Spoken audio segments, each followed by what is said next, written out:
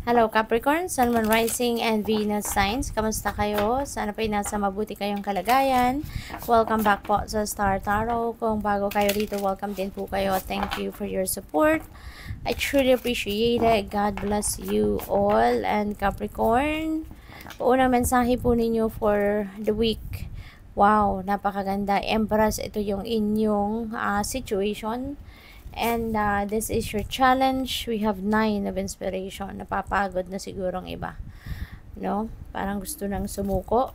Your advice would be 6 of voices. And your outcome is muse of inspiration. So, napakaganda. So, Empress energy is your situation that is an abundant and prosperous energy, no? So napakaganda, lalo na pagdating sa inyong money, career, and finances, because that signifies wealth, that signifies financial abundance, prosperity. You know, si Empress, that is also a creation energy. So maaaring ang iba sa inyo dito magsisimula ng bagong situation, pangkaperahan, no? Baka magsisimula kayo ng bagong trabaho, bagong career, bagong business venture. So maaaring may mga ganon, or o pwede rin na baka ang iba sa inyo magsisimula ng magbuntis, no? Kasi Empress is also a mother archetype. So since this is creation energy, maybe there is a baby, no, coming up, no, sa inyo. Baka matagal nyo na itong minimithi na magkaanak, no? So finally ngayon siguro magbubuntis na kayo. So I'm getting that as well, no? But only for some of you, hindi ito para sa lahat, okay? Yung challenge naman ninyo is 9 of inspiration. So siguro din ang iba din naman sa inyo, you need to defend yourself, or pwedeng you need to protect yourself, or protect your valuables, or protect something na pinagpaguran ninyo, something na pinaghirapan ninyo. Okay? So, maaaring may mga tao na naiinggit, no, sa inyo, kaya you need to also wag ninyong papabayaan kung ano man ang mga pinaghirapan at pinagpaguran ninyo, because maaaring merong mga kumi-question dyan, no? Siguro nagkaroon kayo ng promotion, siguro nagkaroon kayo ng mas mataas na posisyon sa trabaho ninyo, mas lumago na yung negosyo ninyo, mas bumongga na, kumbaga, siguro ang negosyo ninyo, something like that. And may mga tao siguro na hindi natutuwa, no? Kasi ganoon talaga, may sadyang sa mundo, maraming inggitero at inggitera. So maaaring merong mga ganoon sa inyong paligid, kaya maaring yun ang kailangan ninyong gawin sa ngayon, no? Defend yourself, protect whatever it is na valuable sa inyo at kung anong pinaghirapan at pinagtrabahuan mo. Okay? Kasi since meron ditong Empress, so maaaring maraming financial blessings, maraming financial opportunities ang dumadating sa inyo. So maaaring maraming taong nagbabantay sa iyo, no? Nakatingin lang sa iyo at hindi sila natutuwa. Okay? Kasi maybe you are becoming very successful. So the advice for you is 6 of voices, no? 6 of voices is this is a departure energy. This is moving on energy. Maaari na ang iba sa inyo dito, baka nahihirapan na sa sitwasyon. Maybe may situation ng iba sa inyo na kumbaga it's not very healthy anymore for you. Maaaring nahihirapan na kayo rito, stressed out na kayo physically, mentally, emotionally. Baka natuturete na kayo, nababother na kayo.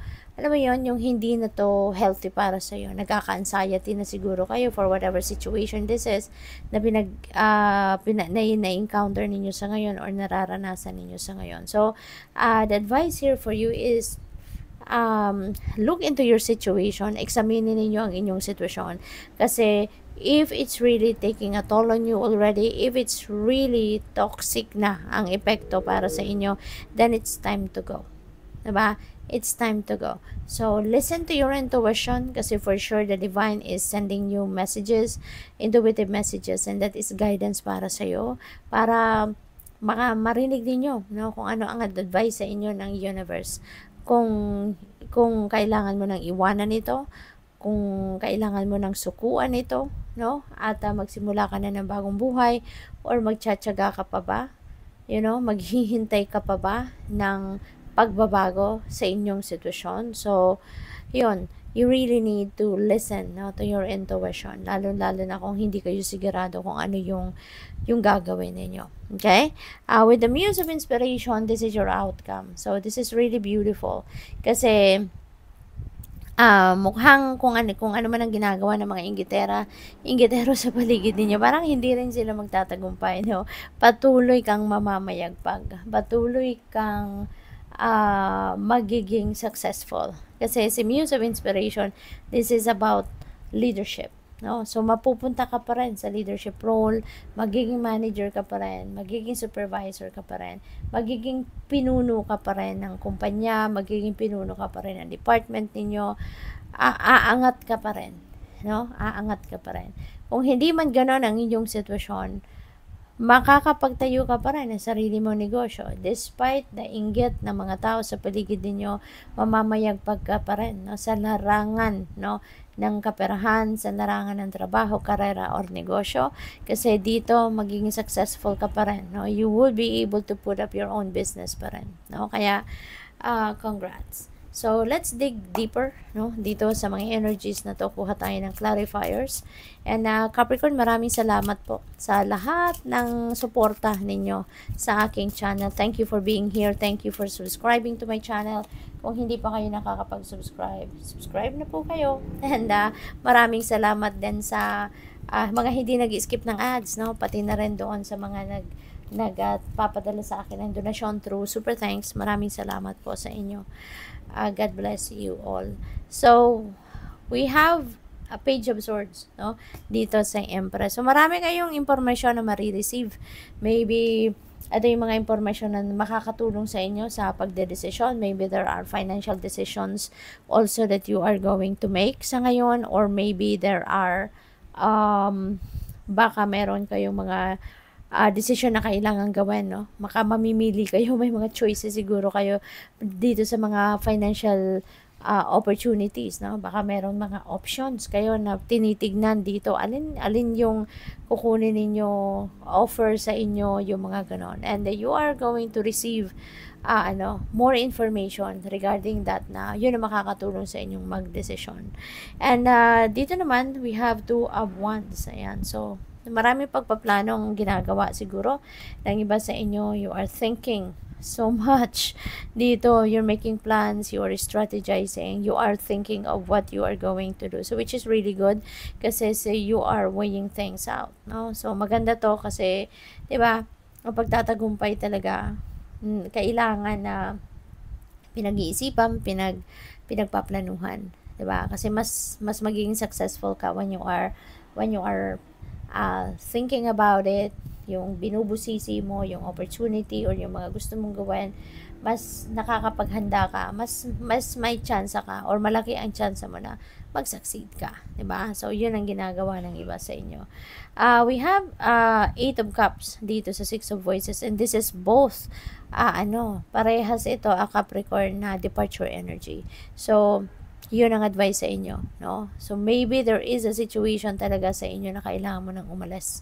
Kailangan mo nang iwanan ang isang sitwasyon dito. And if this message or messages resonates with you, no? Alam niyo yun na kung kayo yung nakakaranas ng toxicity, kung kayo yung nakakaranas ng problematic situation, alam niyo ito, no? Alam niyo na para sa inyo ito. Kasi mararamdaman mo din naman yun na kailangan mong umalis na, kailangan mo nang iwanan na itong sitwasyon na to, kailangan mo nang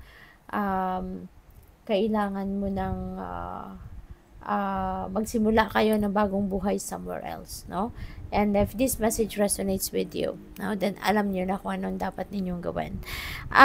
Dito naman sa Muse of Inspiration, we have 3 of Cups. Okay? This is celebration. So, ang iba sa inyo, maganda yung kahihinatnan.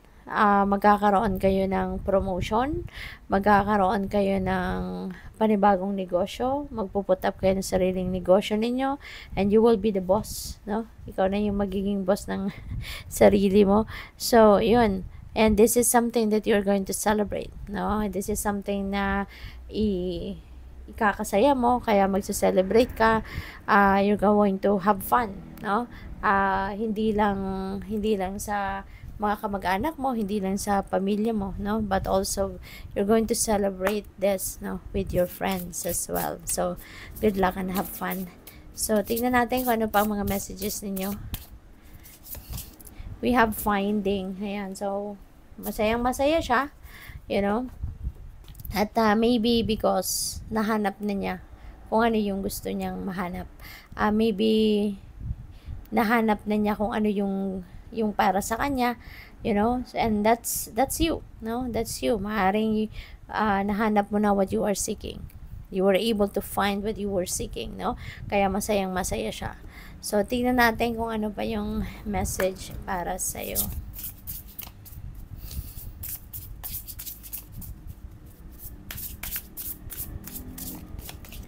We have waves. Wow. So, parang, baka meron ditong, ang tawag dito, parang roller coaster, no, na pangyayari. May mga, may pagkakataon dito na magiging masayang-masaya ka, may pagkakataon na malulungkot ka, no, para mag-slow down ka, yung ganon. Kaya kalma lang, no? Kalma lang. Wag lang kayong mawawalan ng pag-asa kasi natural sa buhay 'yon. You know, meron tayong mga ups and downs, there is no perfect journey sa buhay, 'di ba? Kaya minsan talaga may pagkakataon na mahihirapan tayo, may mga struggles, minsan naman parang feeling na sa heaven naman tayo. So, balanse lang ang buhay, ganun talaga. Kaya wag lang kayong susuko, wag lang kayong give up, no? Kasi ganoon talaga. Merong ups and downs ang buhay. So, tingnan natin ano pa ang mga messages ninyo for the month. For the week, we have peace. Ayan. So, finally, no, you will be at peace. Malalagpasan ninyo yan. Kung ano man ang hirap na yan, ano man ang struggles, na maaaring nararanasan ninyo, malalagpasan din ninyo yan. And you will find your peace, no? You will be finding your peace. At ito, no? Feeling ko dyan, talagang iiwanan ninyo yung sitwasyon na yan. Kaya, magkakaroon na rin kayo ng kapayapaan, no? Kasi, maaaring very toxic ng situation na yan. Kaya dalawa pa sila, parehas talaga silang departure energy. So, talagang pinapaalis na kayo sa sitwasyon na yan, no? And, yun, you will find peace. You will be able to find your happiness somewhere else, no? So, tignan natin kung ano final message ninyo, Capricorn. Let's take a look for your final message. We have remain positive. Ayan. So, huwag kayong susuko. Remain positive. Lagi lang kayong magdadasal. No? Lagi lang kayong magdadasal kasi hindi naman kayo pinapabayaan ng Divine Universe. The Divine is always with you and helping you, no, sa inyong mga sitwasyon. So, remain positive. Never give up. Huwag kayong susuko in any kind of challenging situations na pinagdadaanan, yung mga hardships na sa buhay na yan, no? Huwag nating tambayan kasi hindi naman yung magtatagal sa buhay natin. It's just going to teach us a lesson. It's just going to leave us wisdom, no, na magagamit natin sa future journey natin. Kaya huwag kayong give up. Okay? Wag kayong mag-entertain ng negative energy, negativity. Nako, kasi, you know, like attracts like, diba? Kaya kung mag-iisip ka ng negatibo, ang maa-attract mo negative situations, negative experiences. Kaya doon na lang tayo sa maganda. So, isipin nyo na lang kung ano ang positibo, ano ang mabuto ito, ano yung maganda. Para positibo at magagandang pangyayari din ang ma-attract ninyo towards you. Okay? So, good luck. Thank you for watching. Love and light. Namaste.